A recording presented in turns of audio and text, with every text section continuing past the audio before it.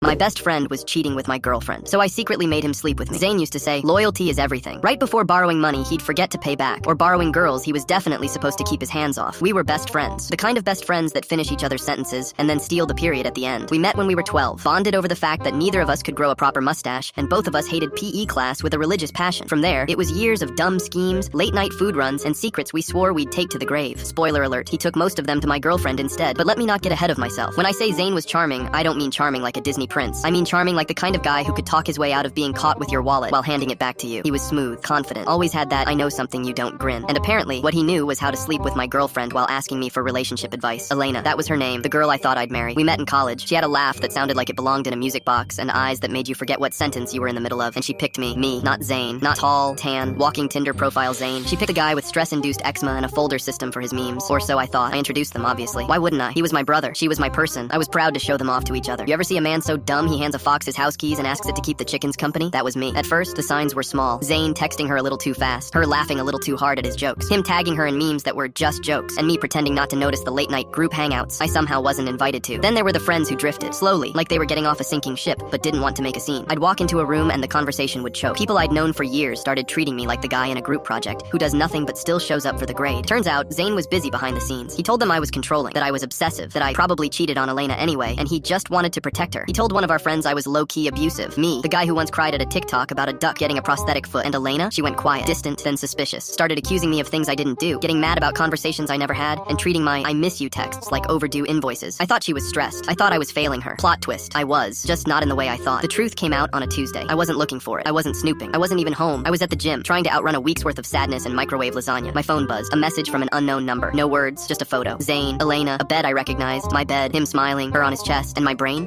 just shut off like a faulty light switch. I don't remember the rest of that day. I think I walked home, or maybe I floated. All I know is, by the time I got back, the lasagna was still on the table and my hands were shaking like a Wi-Fi signal in a thunderstorm. I didn't confront them. Not yet. Because here's the thing. Betrayal hits different when it comes from someone who helped build you. Zane knew every version of me. He knew where I was weak, where I was insecure, what I told myself in the dark, and he used it, so I made a decision. I wasn't going to scream. I wasn't going to cry. I wasn't going to throw punches or plates or post dramatic paragraphs on social media. I was going to become the villain in his story. I was going to ruin him slowly, silently, thoroughly. And the best part? He'd never see it coming, because when you're the one person they trust, revenge is just a matter of timing. They say revenge is a dish best served cold. I say it's better served slow, like a 7-course tasting menu with each bite more unsettling than the last. Zane didn't know I knew, and that was the most powerful weapon I had. He still texted me, still sent me memes, still invited me out like nothing had changed. It was surreal watching him smile in my face, knowing he'd stabbed me through the spine and was now tap dancing on my kidneys. But I smiled back, played along, took notes. See, betrayal doesn't break you. It teaches you how to break others. And lesson 1, you don't hit where they're expecting. You hit where they feel safe. Zane felt safe in his reputation. Everyone loved him. Teachers, co-workers, exes who still answered his calls like idiots. So I started small. I became his silent